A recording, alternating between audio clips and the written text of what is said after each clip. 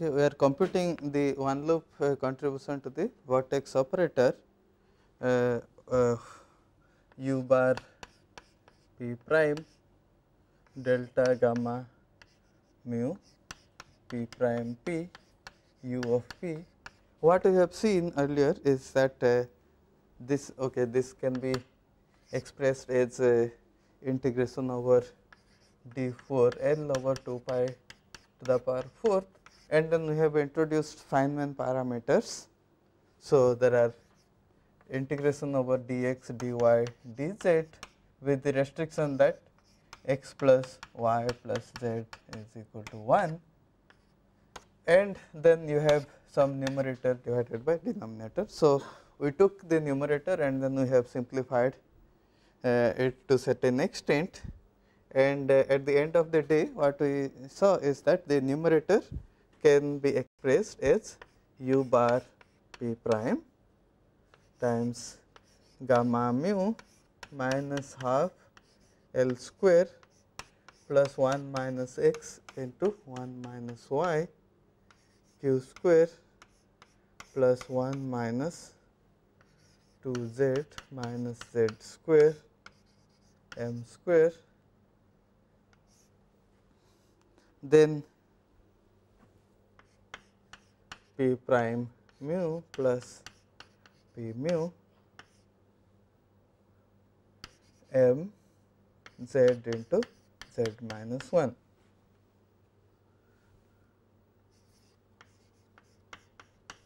We want to use the Gordon identity and rewrite this in terms of gamma mu times some form factor f1 q square and then sigma mu nu q nu times some other form factor f2 of q square. So, we will use the Gordon identity, which is given by u bar p prime gamma mu u of p is equal to u bar p prime plus p mu divided by 2m plus I sigma mu nu q nu divided by 2m u of p. So, using that we will remove this term and then we will rewrite the numerator. This numerator, after we use the Gordon identity, turns out to be u bar p prime gamma mu minus half L square plus 1 minus x 1 minus y q square plus 1 minus 4 z plus z square times m square, and then I sigma mu nu q nu divided by twice m times 2m z into 1 minus z u of p. This is the numerator. So, what we have to do is that we have to take this thing here, we have to put it and then carry out the integration, carry out the L integration. So, when I put it here, what I get is u bar p prime delta gamma mu of p prime p u of p is 2 I square. If I keep track of all the factors, then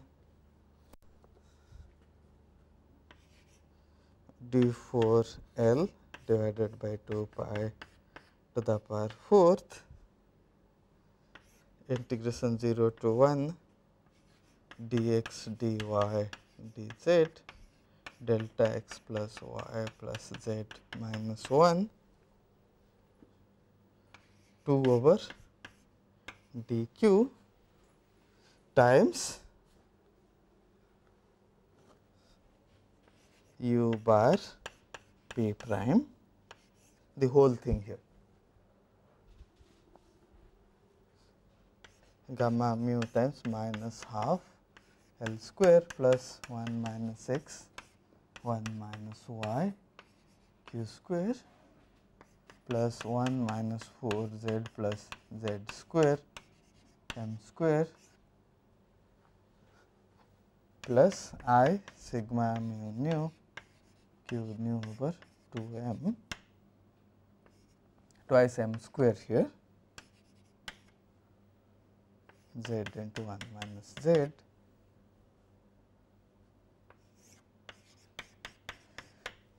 u of p. Remember this d here is a L square minus delta plus I epsilon, where delta is minus x y q square plus 1 minus z whole square m square, and we have argued earlier that the q square here is less than 0. Therefore, this delta is greater than 0. This implies that delta is greater than 0. All right. So, now what we will do is that we will have to carry out this d4L integration. You have to remember that this this has actually a Minkowskian metric, and then in this d square you have L0 square minus L square minus delta. That is what comes in the denominator. What we can do is we can perform a Wick rotation. You remember that if you look at this quantity, this d q goes like L to the power 6 at large L.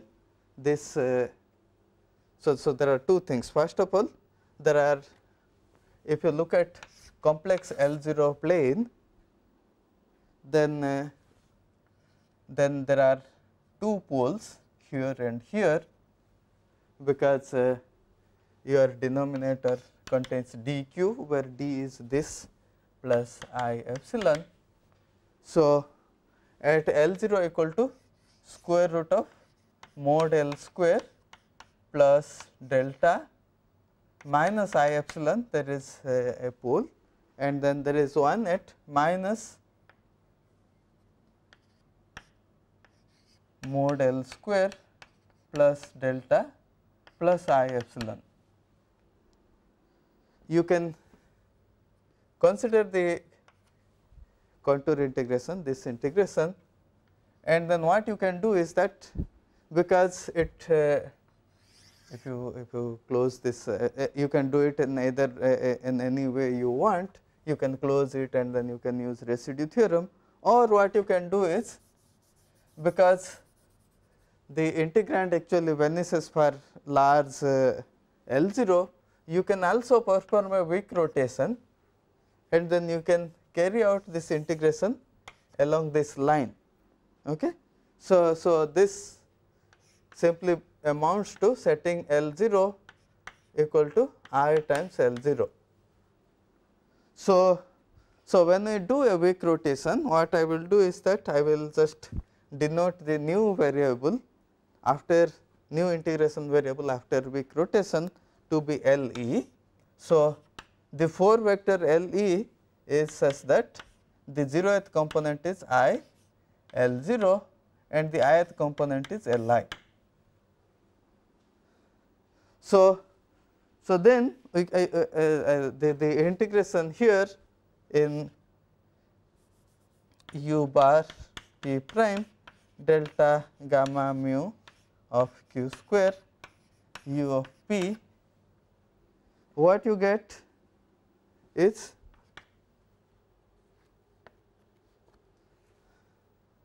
twice I e square integration dx dy dz 0 to 1 times I times d4 Le divided by 2 pi to the power 4th and the whole lot of things. Okay. Or in other words, so the integration in both the terms here, if you notice here, you have two different kinds of terms. One of them involves integration over a bunch of quantity times L0 L square divided by d cube, and then there are other things which actually involves an integration which is of this form 1 over d cube. So what we need to do, if you look at this, is there are two different kind of this tells us that you need to evaluate integrations of this kind d4L divided by 2 pi to the power 4th 1 over L square minus delta to the power m. For our purpose m is actually 3, and the other L integration that we need to evaluate is of this type d4L divided by 2 pi to the power 4th L square divided by L square minus delta to the power m. These are the two different kind of integration that we need to evaluate. If we perform a Wick rotation, then this integration d4 L over 2 pi to the power 4th 1 over L square minus delta to the power m, this goes to I because of the Wick rotation divided by minus 1 to the power m, because the whole thing gets a minus sign.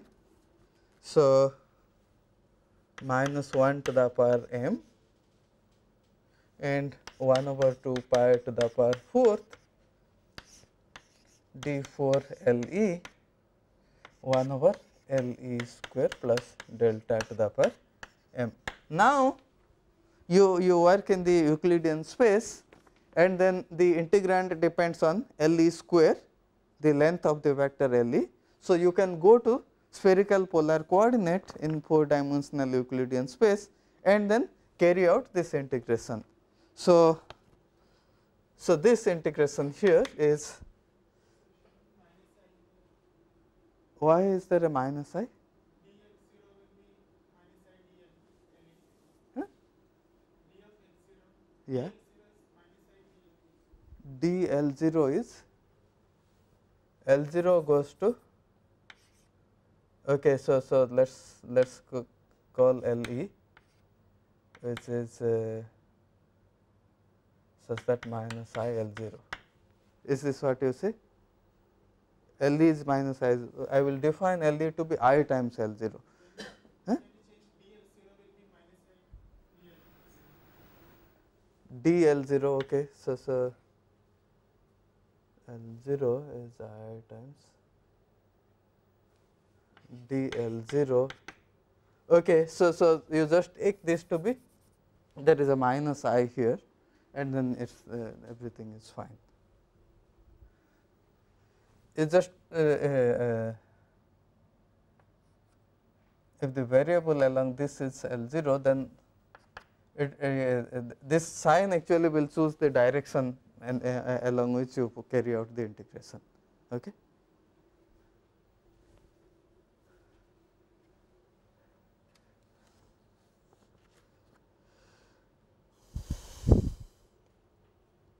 All right.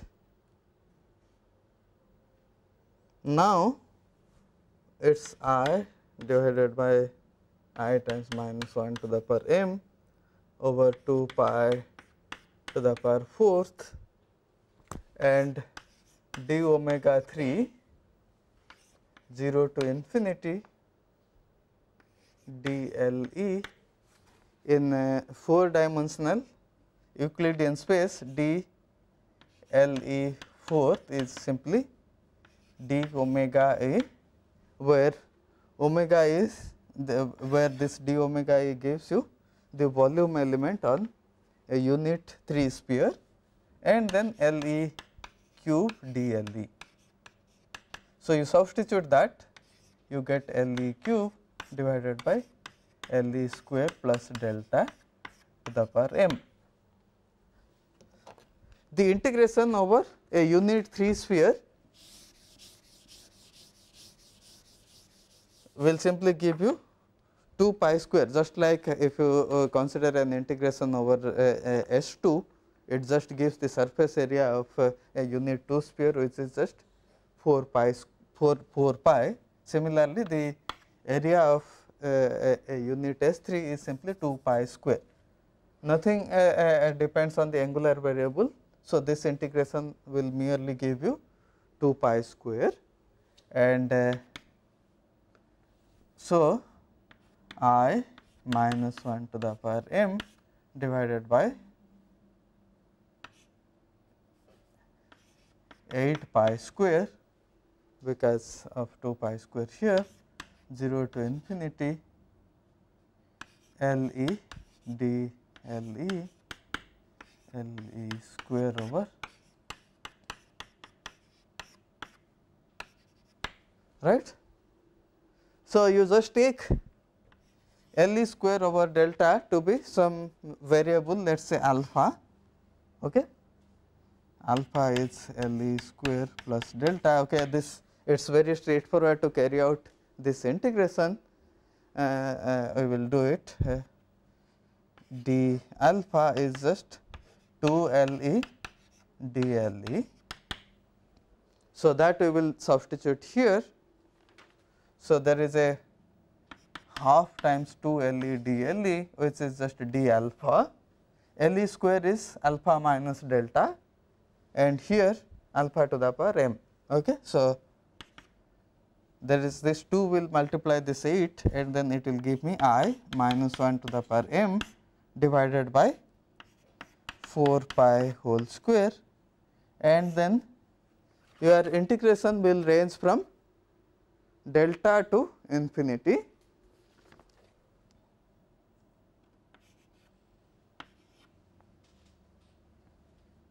This is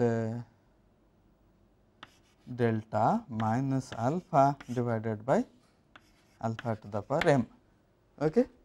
So, now you know alpha to the power m. How to carry out this integration? I will just write the answer. It is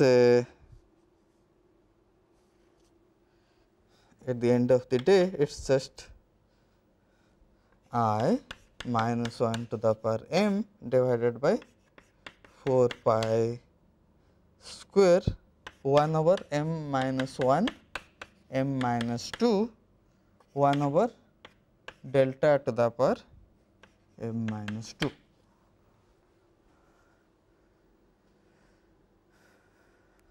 That is all you get when you carry out this integration. In a similar way, you can carry out this integration with an L square in the numerator. So, all you will get is there will be L fourth here.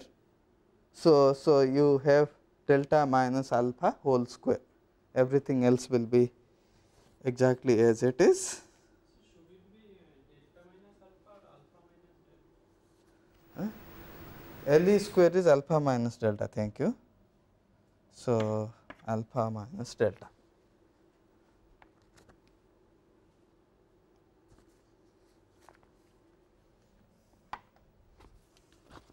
So, I will write down this answer to this integration here.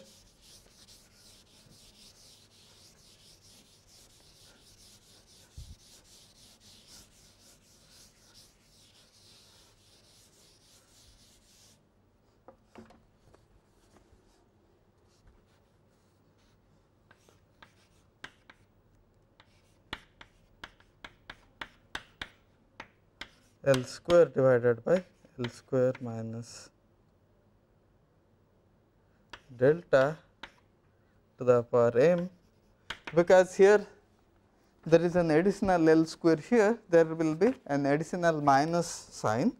So, this is I minus 1 to the power m minus 1 over 2 pi to the power 4th d 4 L e square over L e square plus delta to the power m, and again you use the same redefinition of variable, then you will get I minus 1 to the power m minus 1 4 pi square 2 over m minus 1 m minus 2 m minus 3 1 over delta to the power m minus 3. So, this gives you finite answer for m greater than 3, but as you can see m equal to 3 gives you infinity. If m equal to 3, if you simply set m equal to 3, you get this integration diverging. In fact, you can carry out this integration and then you, by putting m equal to 3 here itself, you will see that you are getting a logarithmic divergence. We will see where exactly this divergence appears here in this integration, or I have two form factors, which is one of them is f1 q square and then the other one is f2 q square. It does not give any contribution to f2 q square, because f2 q square does not involve an integration of this type. So, it is only f1 q square which is actually divergent. Okay. So, we will not discuss a systematic procedure to cure this problem in today's lecture. What we will merely do is that we have already argued in one of the earlier lectures that f1 of 0 actually should not receive any one loop correction.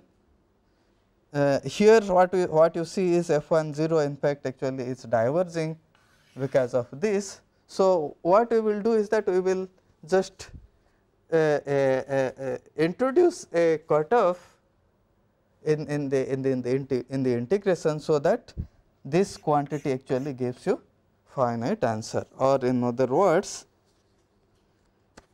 if you see the origin of this divergence here, the divergence appears because because of the fact that the momentum variable L, which takes all the value from 0 to infinity. If you introduce a cutoff in the momentum, okay, or in other words, if you say that you have actually photons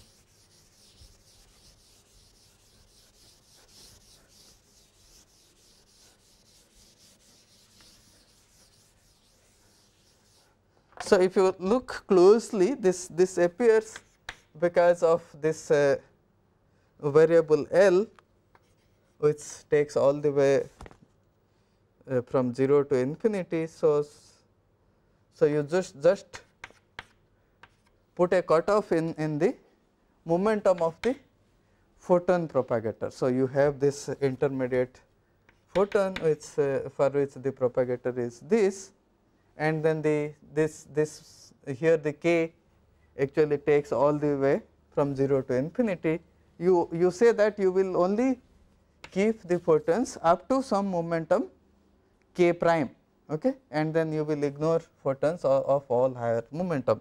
That amounts to replacing this photon propagator by 1 over k minus p whole square plus I epsilon minus 1 over k minus p whole square minus lambda square plus I epsilon.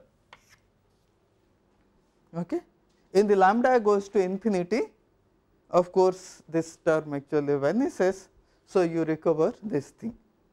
So, let us merely replace this photon propagator by this. You will get two terms, one of them will. So, basically here integration of d4L divided by 2 pi to the power 4th L square divided by L square minus delta whole cube.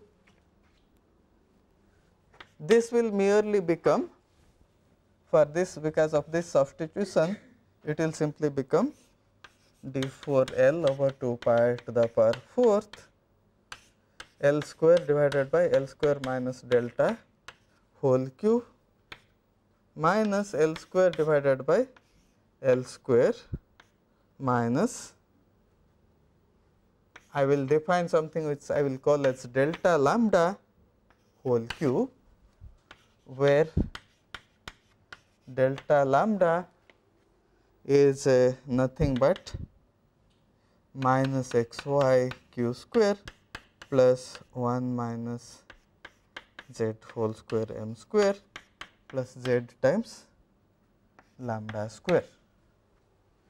Or in other words, if this term was not there, this would simply be delta. Because of this lambda here, you get z lambda square. You remember this Feynman parameter involved x times some factor, y times some factor, and z times k plus or k minus p whole square. So, when you make this replacement here, you will get an additional term z lambda times k minus p square, which finally will give you a term z lambda square here. It is very easy to carry out this integration. You can again you can make a substitution like this, and then you can explicitly carry out this integration. I will not do that. What I claim is that when you carry out this integration, you will get I over 4 pi square log delta lambda over delta, and then there are other terms which are finite. They will go like lambda to the power minus 2, terms of order minus 2. So, the diverging term comes like this.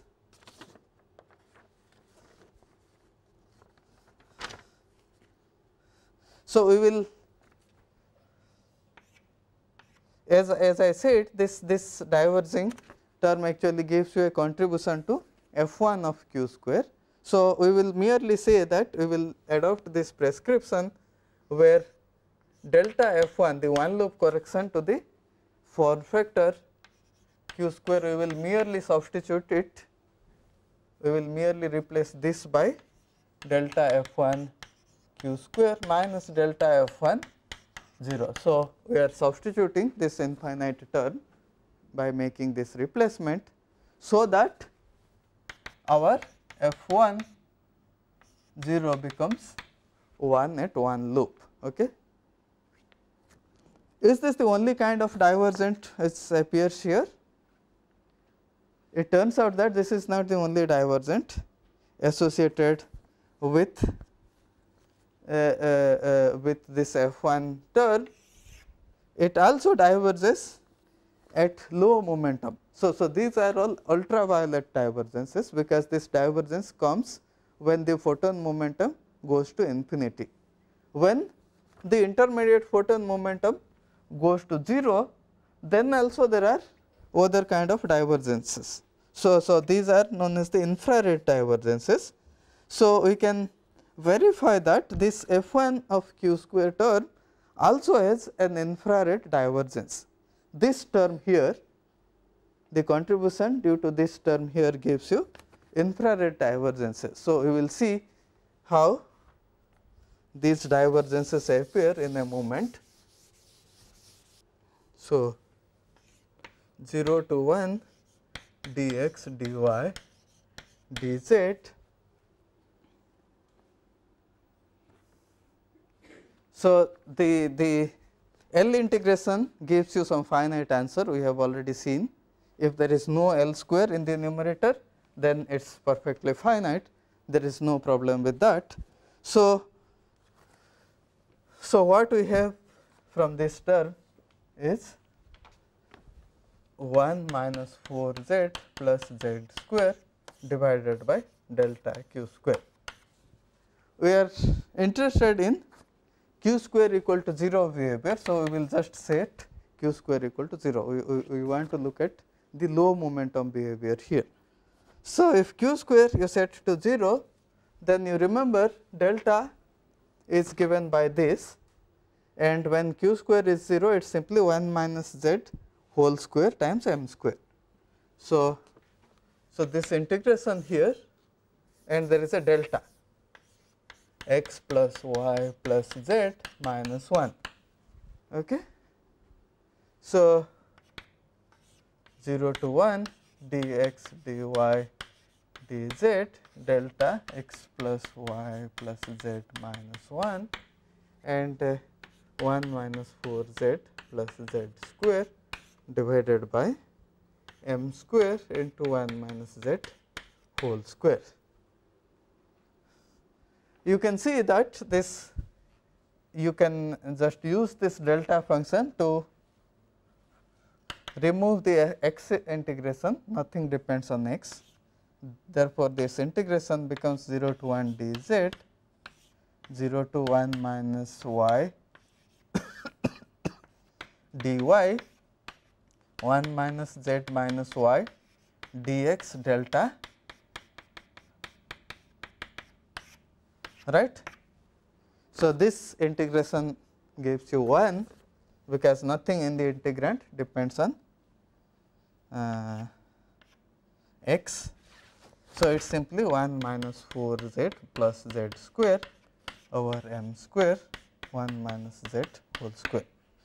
I will just erase this part from here.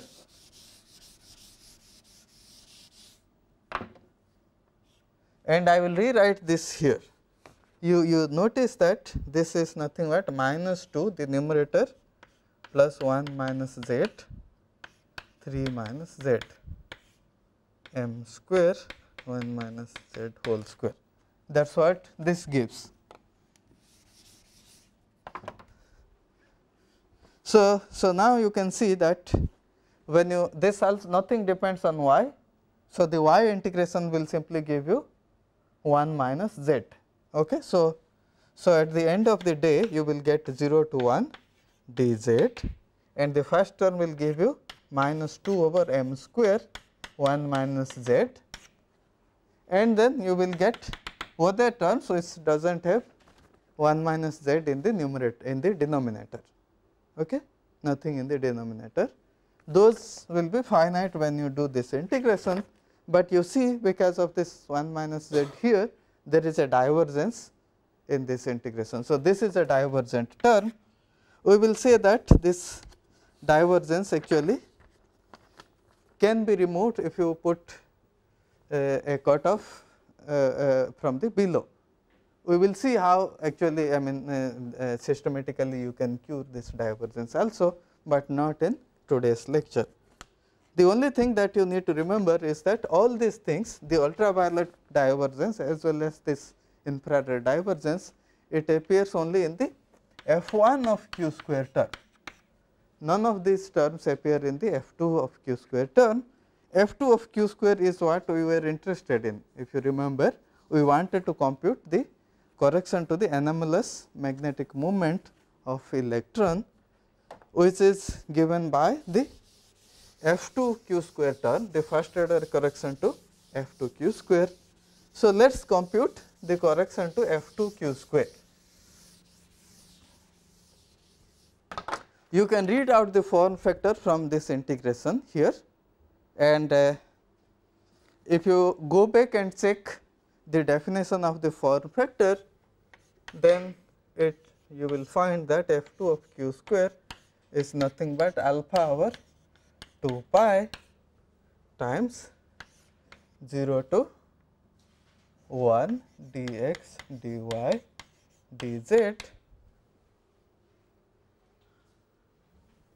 2 m square z into 1 minus z divided by m square 1 minus z whole square minus x y q square. This is your delta. Okay. So,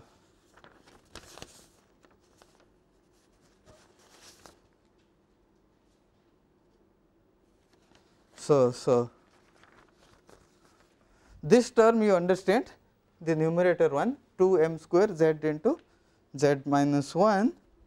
Denominator, if you remember, we have carried out this integration 1 over d4 L over L square minus delta to the power 3 or in general delta to the power m, and then this goes up to some factor like 1 over delta to the power m minus 2, and when m is 3 you get only delta, which is what is given here.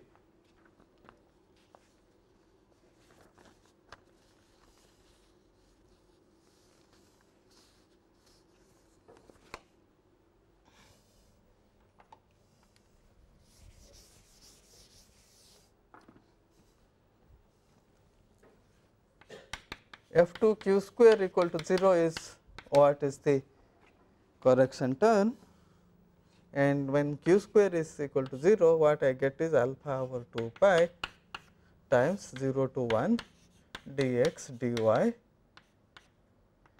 dz delta of x plus y plus z minus 1 2 m z into 1 minus z divided by m square 1 minus z whole square.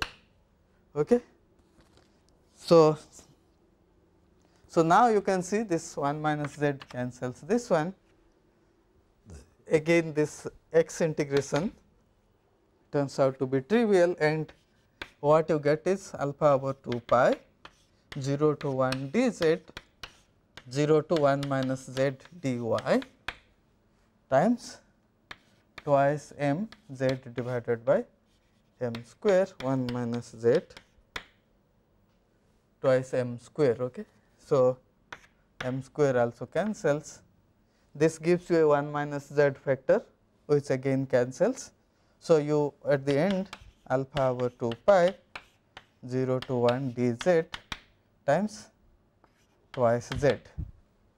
This is just 1. So, this implies f 2 of q square equal to 0 is simply alpha over 2 pi. So, there is no f 2 at 0th order term in f 2 equal to 0 for this diagram. What we have done is we have considered the one loop correction, we have considered at one loop, this is the diagram, and then f 2 0 actually gets a contribution at a finite contribution at one loop, and then this contribution we have explicitly computed, and then we have shown that this contribution is actually in fact equal to alpha over 2 pi. Okay. So, this is what is the correction to the anomalous magnetic moment, which is just g minus 2 divided by 2. It is numerically this quantity in fact turns out to be 0.00111614. You can in fact compute the higher loop corrections also, the correction of order alpha square and so on, that will change this number slightly. Experimentally you can measure this anomalous magnetic moment, and then you can compare this with the prediction given by quantum field theory, and then it turns out that this in fact remarkably agrees, the experimentally measured result agrees with the one that you compute from quantum field theory to a remarkable accuracy. Okay. So, all right.